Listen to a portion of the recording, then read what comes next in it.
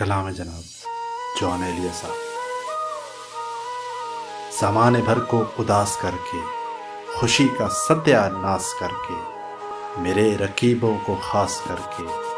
بہت ہی دوری سے پاس کر کے، تمہیں یہ لگتا تھا جانے دیں گے، سبھی کو جا کے ہماری باتیں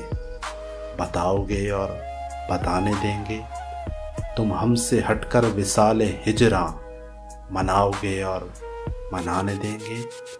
میری نظم کو نیلام کر کے،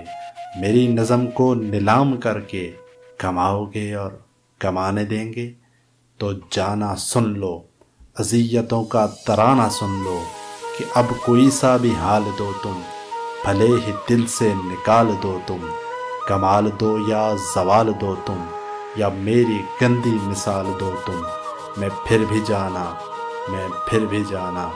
پڑا ہوا ہوں، پڑا رہوں گا، گڑا ہوا ہوں، گڑا رہوں گا، اب ہاتھ کاٹو یا پاؤں کاٹو، میں پھر بھی جانا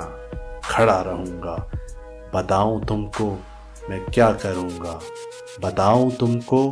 میں کیا کروں گا، میں اب زخم کو زبان دوں گا، میں اب اذیت کو شان دوں گا، میں اب سنبھالوں گا ہجر والے، میں اب سبھی کو مکان دوں گا،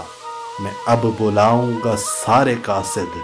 میں اب جلاؤں گا سارے حاسد، میں اب تفرقے کو چیر کر پھر،